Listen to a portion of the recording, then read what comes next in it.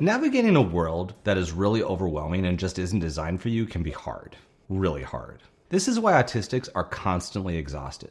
But what leads to autistic fatigue? I'm going to break down 5 factors I think contribute the most. Later, I'll share some ideas for how to improve this, whether you're autistic or close to someone who is. And I'll also include a link in the description for a free trigger tracker to help you get organized after watching this video. Health issues.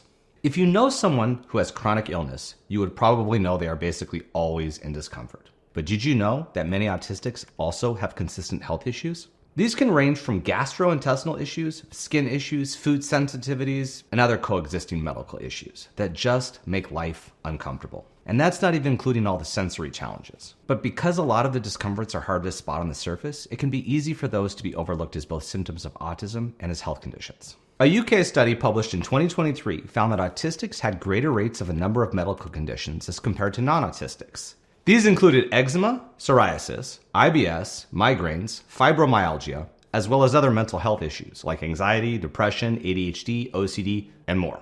That's a lot. The exhaustion and discomfort from being uncomfortable in your own body is a huge reason why life as an autistic is hard. Then it's even harder when we might try to voice these issues to medical professionals or loved ones, but we struggle to communicate the discomforts due to social challenges associated with autism. Think about when you're sick or don't feel very well and how much harder the day is. Now imagine this is every day to an extent, but you still need to work and function to have an income and survive. Aren't you going to be tired too? But that's just one element of why autistics are always tired.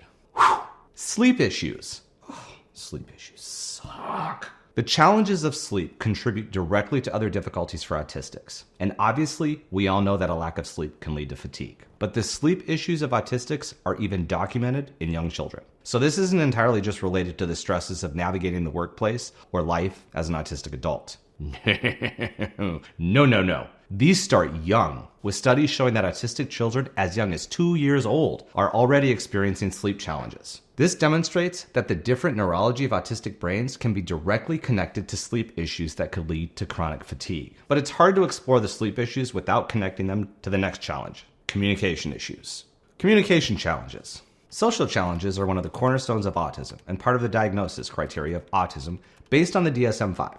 So it's to be expected that communication will be challenging. But have you considered how exhausting it is to constantly be misunderstood? Let me tell you, it sucks. For one, neurotypical people often use their feelings to interpret the world. Like their feelings about how someone else is saying something. Oh, he seemed kind of blunt and direct. He must be upset with me. Or, he didn't look me in the eyes. It feels like he might be hiding something. No, I'm actually not. But I'm also not oblivious to how other people think.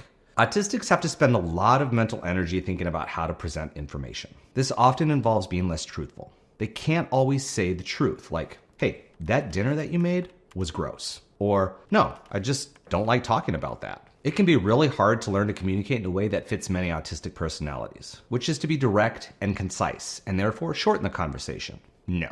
Instead, social rules in many cultures say that we need to dance around the truth, add a lot of euphemisms, and basically make everything time-consuming, convoluted, and unclear, all in an effort to make people feel good. But I never feel good. Least of all when I'm trying to communicate with people who are judging what I'm saying by the tone of my voice, my eye contact, body language, or any number of other things that I'm often unaware of. I can sense the shift in other people's body language or facial expressions sometimes, and then I start to worry inside. I'm thinking, did I say something wrong? Why do they look so upset? I know that sometimes I'm not the best communicator, but trying to navigate the communication challenges of daily life is completely exhausting in a neurotypical world. It makes me want to get a cabin in the woods and live there with no contact for months at a time with basically anyone in the outside world. But you don't have to worry about me because I'd have Debbie and a Highland cow and a dog and a turkey, a really large turkey.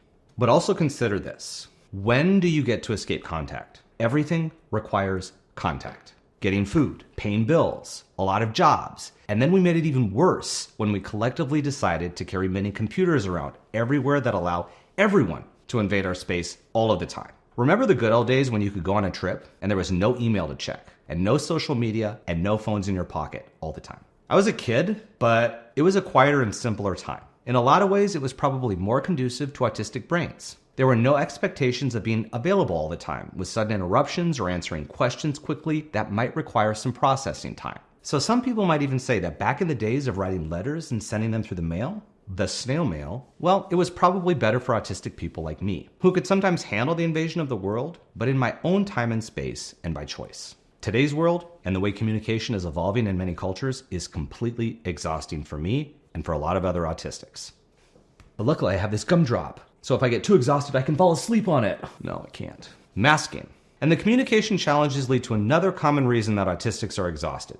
We need to mask constantly when we are out and about in the world. Masking is basically when autistics hide our autistic tendencies to blend in and camouflage in the world. And I get it. And I get it when people say, dude, you be you. You don't need to mask. But really? Really? Because yes, I actually really do. If I don't want to get stared at for rocking as I stim or weird looks when I wear sunglasses in a grocery store due to the harsh, bright fluorescent lights, then I need to mask. If I don't want to be rude by ignoring silly and stupid questions at the grocery store checkout line, I need to mask. If I don't scream whenever some jerk honks their horn in a city and it makes me jump, kind of fly and launch into outer space, I have to mask. Simple. But what a lot of people don't realize is how much mental effort it takes to mask. It's constantly thinking about my volume, because sometimes autistics are sensitive to noise but don't realize their own volume. Then it's so many other things, all day long. The only time I don't have to mask is in the safety of my own home or office, or a space with virtually no one else around. And it's just not possible for me to do that all the time. So it makes me tired and a little bit cranky, sometimes really cranky. That's my autistic fatigue, and that's not even where it stops. Sensory overload. One part of being autistic that has just started to be understood more fully in the last couple of decades is sensory stimulation. While some autistics can vary in terms of their level of sensory stimulation, many will face sensory overload at some point in their life that can lead to overwhelm, a shutdown, or a meltdown. Add in sleep deprivation, exhaustion from navigating communication challenges and masking, as well as chronic health issues. And it's no wonder that sensory issues that seem small can have huge impacts on autistic moods and general well-being. And the sensory experience is, again, one that is constant and changing. It can only be seen and felt by the autistic person much of the time, and it's different from everyone else, possibly even other autistics. So if the sensory overload occurs, if the autistic needs to explain what's happening, it often just doesn't seem worth it. Hide your feelings until you can get to safety. That's what my brain tells me. I might need to go to the bathroom or go home or find a quiet place to reset. Sometimes this can happen suddenly, and before I knew I was autistic. I didn't even know that I could pinpoint what led to these feelings. Probably a buildup of a lot, but it never felt good. And I always feel tired after. Kind of like I just got done running a race and forgot to breathe. Or I tensed my whole body up, and now I can't release that tension. It kind of feels like I fell down the side of a mountain and landed on a pile of really sharp rocks, right before getting stampeded by a herd of goats, and bitten by a mountain lion, and pooped on by a falcon, or an owl, or some large bird of prey, like a turkey. A giant flying turkey. I'm so exhausted after, which is why sensory overload can be a lot to take. And sometimes it's just easier to avoid the world and all its sensory surprises, because all of that just adds up to my autistic fatigue. Not bad. How can you help? So, how can you help autistic fatigue? Well, if you're someone autistic, you have to get your know your triggers and things that wear you out. This could be a lot of different things, but you're the only one who can really tell what it is. Your loved ones might notice patterns, like you always like to cut tags off of your shirts, or you wear the one particular outfit all the time because it's comfy, or you're really tired after you meet up with a certain group of friends. But realistically, you're the one who can notice it. Then, jot the triggers down. Like I said earlier, I have a free template you can get in the description below to help you get started, but adapt it as you like to. If you can, try to note the feelings each trigger brings on. This is hard for me, especially when I'm overwhelmed, and it's really hard to describe.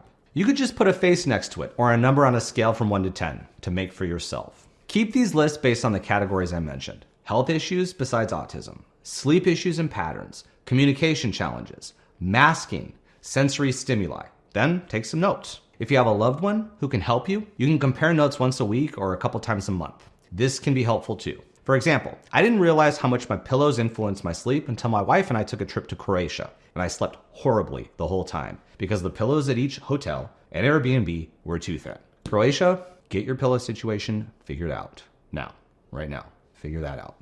It took a couple of weeks, but after we realized that, when we travel, I either bring my own pillows or I order the same ones and get them delivered to the place where we are staying. Makes a huge freaking difference because I can sleep. Also, prioritize time for yourself. I need more quiet time as I get older than I used to, and that's okay. Get time in nature and don't be afraid to say no to things that will cause you greater fatigue. Pay attention to get to know your needs well so that you can take breaks and put up boundaries before the fatigue turns into burnout. Your health relies on you getting these breaks, and it can be hard to explain to non-autistic friends and family, but practice telling them, hey, I'm feeling worn out. I need some time to myself. As long as they know you got the food you need, some water, and are safe, they can respect that, hopefully. If you are the partner or family member or close friend of an autistic person, be patient with your autistic buddy. Realize the fatigue that happens is often not related to you, but it's because of the combination of factors I mentioned and just general challenges of being autistic in a non-autistic world. Pay attention to triggers and work to reduce the ones you can control. This might mean keeping the temperatures in the house a little cooler than you like and wearing a sweater, or in my case, a wool coat or a parka and a scarf. Or not having the TV on all the time because that's so much noise, in addition to the noise many autistics can hear all the time, like cars in the background, electronics, even the fridge running. Also realize that our definitions for things will often be different because of different neurology. Like, my definition of quiet is way different than my wife Debbie's. So be open and understanding and try to listen to the autistic person. Or if they explain this in a way and it seems to take a lot of effort, they're doing this because they care. So now you have a better idea of why autistics are always tired. If you're autistic, what contributes to your autistic fatigue? What helps it? Share your thoughts and ideas in the comments so we can support one another on our autism journeys. I love learning from everyone here. As always, thanks for watching. Audio check. I'm so shy. Oh, I need water and bourbon. Cinco.